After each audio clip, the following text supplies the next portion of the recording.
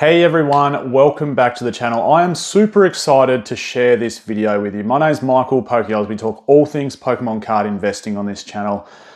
Everything is starting to fall into place, I guess. I've been spending a fair bit of time doing some, I suppose, data modeling and refining a formula that I talk about a lot. And the whole premise of this video is to talk about whether a booster box is overvalued or undervalued. That's it. But how do we come to that conclusion? How do we come to that conclusion with some actual, I suppose, data and science behind it? And that's what this video is about. I feel like I'm going to get carried away in this video because I'm somewhat excited about it. So I don't feel like I'm going to be able to take a breath and say thanks to the sponsor, but Collector, of course, is the sponsor. Big shout out to them. Link in the description to download it. But let's jump into the video. So there's lots of things I want to talk about, and I want to do it in a somewhat conclusive manner so that everything flows and it makes sense to everyone watching, because it's really important, I feel. So I want to start off with this. I want to show you this. This is something I did bang on 12 months ago. This is every single Sun and Moon booster box. So I know we're going back in time a little bit, but this was 12 months ago. So these values are out of date. So forget about the values, they don't matter. What matters is the correlation here. And this is something I've been talking about for a long time. And that is that total set value and booster box price have an extremely clear correlation. You cannot deny it.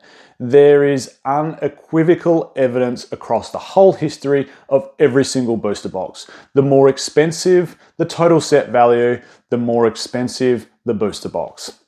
It is as simple as that. And you go, well, okay, equation done, let's stop there.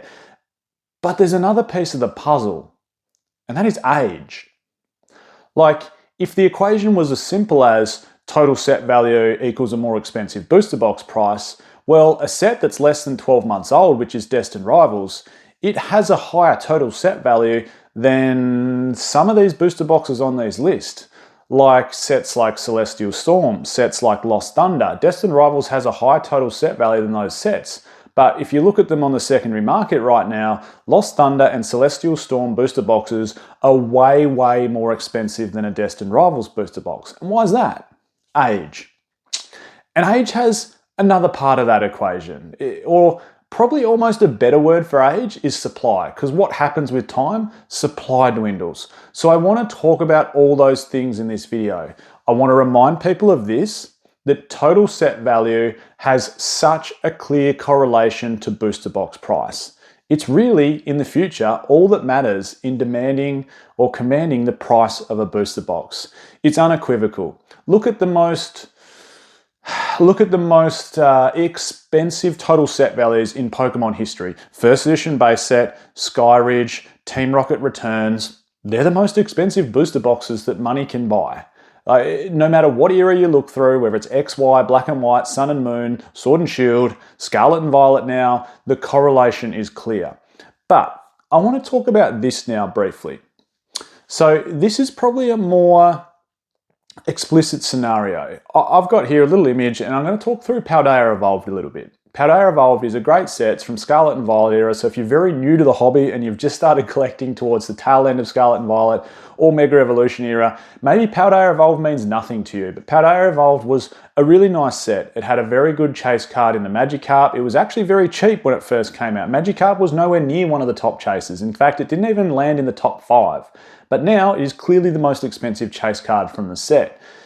But this talks here, I think, a little bit more to the modeling that I'm doing and working out whether a booster box is overvalued or undervalued. And as you can see here, I've added in another piece of the equation, which is age. But age really, in my mind, talks supply. So total set value and age, or supply, I should say, will equal box price. And why is supply important? Well, it just is. Because if there's lots of something, it can hold back the price of it.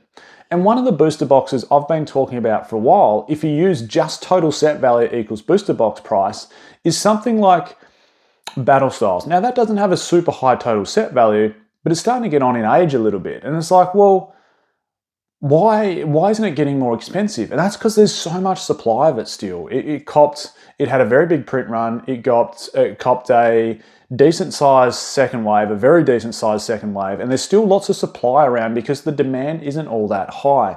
The correlation is crazy. Total set value is so much drawn from the chase cards. That's what it is. That's what draws people to a set. Why do people love opening Evolving Skies? Why do people want to open Team Up? Why do people want to open Prismatic Evolutions? Because the total set value is high, because it has strong chase cards. They make up the total set value. People want to chase that through. They want to chase expensive chase cards. They want to pull expensive chase cards. That's where total set value comes from. And the two come hand in hand with total set value and age. Because if it has a strong total set value, it means it has good chase cards. If it has good chase cards, supply is going to dwindle down quickly.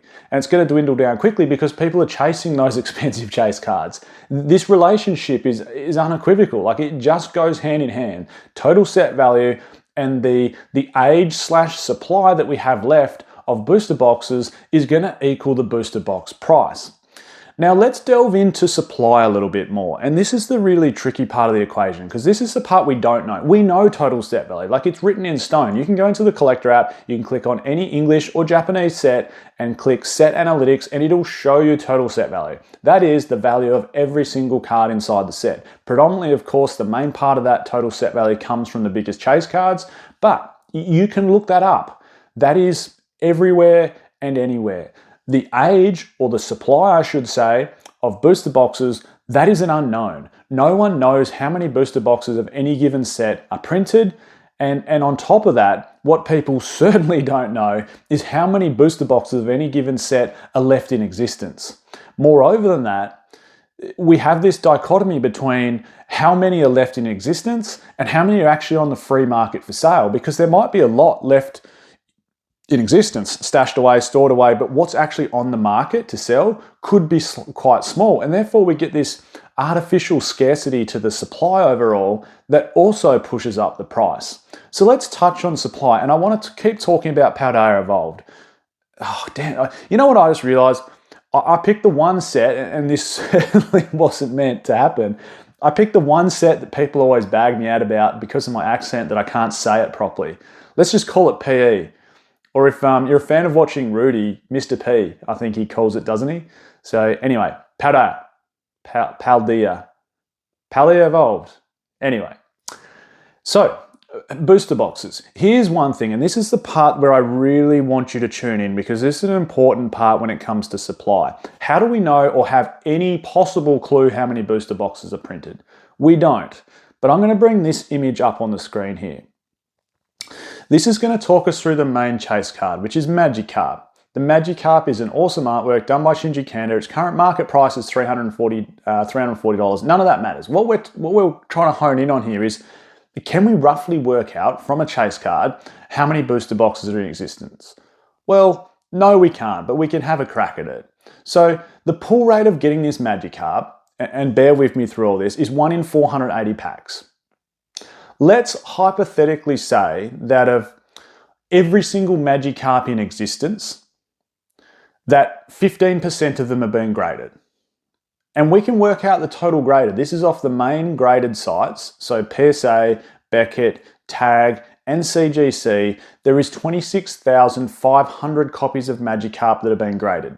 So let's say that's 15% of total supply. So 85% of all Magikarps have either gone to smaller grading services or just kept raw in people's collections, or opened by kids and thrown into lunchboxes and dented and damaged like we used to do as kids. So I don't know if that's the case. I don't know if it's 15%, maybe it's 10%, maybe it's 20%, maybe it's 25%, but let's just work off 15% to go for a rough estimate. So if 26,500 Magikarps is 15% of the population of total Magikarps in existence that have been pulled from booster boxes, we need to times that by 6.66, which is obviously 15% into 100, which gives us 176,000 Magikarps total in existence. There are, of course, if we keep going with this, we need to work off, if there's that many Magikarps, 176,490, we need to work on its pull rate. So 176,490 times 480. This will give us the total number of packs in existence, because if it takes us 1 in 480 packs to pull this card, we need to times that number, the total number of Magikarps, by 480, which gets us to 84,715,000 packs. And you might go, that's crazy, that's stupid. Your numbers are so far off, Pokeoz. Okay, well, if there's 11 cards per pack, that means we have 931 million Paldea Evolved packs, cards in existence. And you go, wow, that's just stupid. Your numbers are getting out of hand. What you've got to remember, from March 2024 to March 2025, there was 10.2 billion Pokemon cards printed. Now the number of 930 million Paldea Evolved cards in existence isn't sounding so stupid. So if we work off we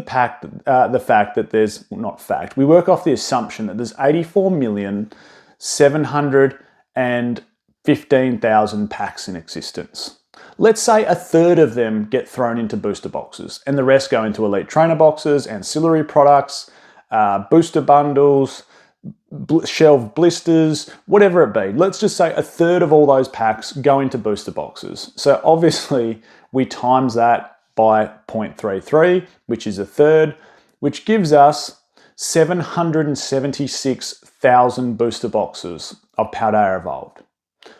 Maybe I'm way off. Maybe it's 1 million booster boxes. Maybe it's 500,000 booster boxes. Maybe it's 300,000 booster boxes. I don't know. This is just going off some estimated numbers. So let's say there are 776,000 booster boxes. I've brought up this little thing on the screen here.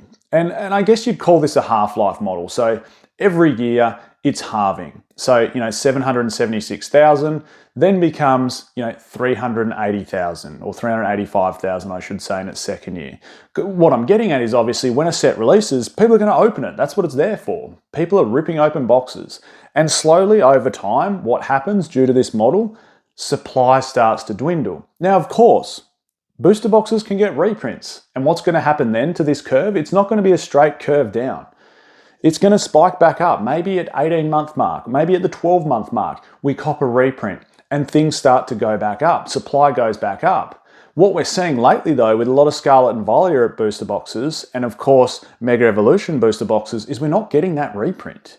And that's one of the reasons supply starts to dwindle, and a lot of modern booster boxes, late Scarlet and Violet era and Mega Evolution era, that's why booster boxes are holding strong prices straight out of the gate. Prices that we haven't really seen before for booster boxes, spiking that quickly up in price. It's because supply is dwindling a little bit faster than others because they're not getting reprints.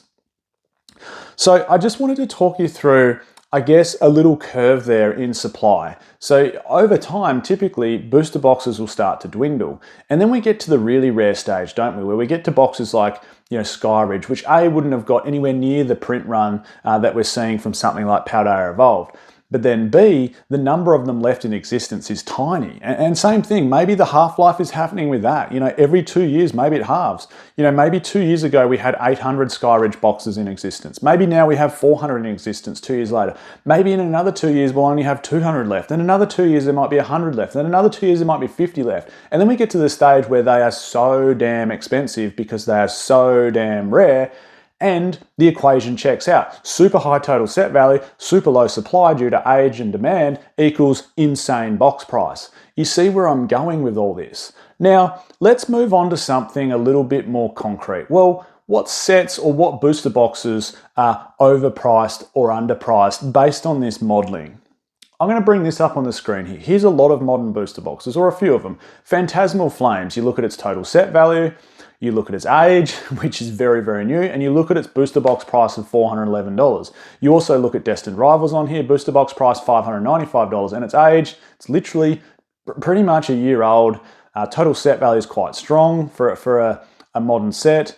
And then you look at something like Surging Sparks, you look at $252, you look at something like Paradox Rift from Scarlet and Violet at $284, and Chilling Reign all the way back to Sword and Shield at $493. Now, I look at these and I go, far out. Based on the modeling, Phantasmal Flames is overpriced. And that's all this modeling is aimed to do, is that it is aimed to work out whether a booster box is undervalued or overvalued. And based on this, given its age in the market, given its total set value, it's actually a tiny bit overpriced. Now, that doesn't mean it's going to be a crazy, not a good investment. Like, I've seen this before with Phantasmal Flames. I saw it with Burning Shadows, where the Charizard was insane. Everyone wanted to chase it, and it pushed up the box of the price, and rightly so, because there was so much demand for it. But then it reached this sort of price point, and it stayed there for a while. Does Phantasmal Flames have the depth to continue on with its price trajectory? Now, it depends whether it gets reprints. A lot of this depends on it gets reprints, and that's where the supply part of this equation, or the age, comes into play. And we don't know those things yet, but from face value, you would say Phantasmal's a little bit overpriced. You look at Destined Rivals and you probably say the same thing, although total set value is strong, supply's gotten eaten up really quickly because it hasn't seen a reprint, or especially here in Australia. I don't know if the States have seen one. I don't think you guys have as well. I think there was a small one in Europe, but you get my point. Surging Sparks is something that I look at and I go, based on its total set value, based on its age, $250 is actually a little bit undervalued. Then I look at something like Paradox Rift, and these are why I chose some of these examples. I look at its total set value, I look at its age, and I go, you know what? It's actually probably fairly valued. It's not overpriced and it's not underpriced. Then I look at something like Chilling Reign, and same thing as Surging Sparks. You look at its total set value, and you go, well, actually, it's probably a little bit underpriced based on that. Well, there you go. I was excited to share this video. I'm excited to do some more continued work in the space of, total set value and the supply of boxes equaling their total set, equaling their future box price, so we can see whether things are a good investment or bad investment based on whether they're maybe a little bit undervalued or a little bit overvalued. Let me know your thoughts down below. I'm Michael. This is PokeOz. Thanks everyone so much for tuning in. I'll catch you all next time.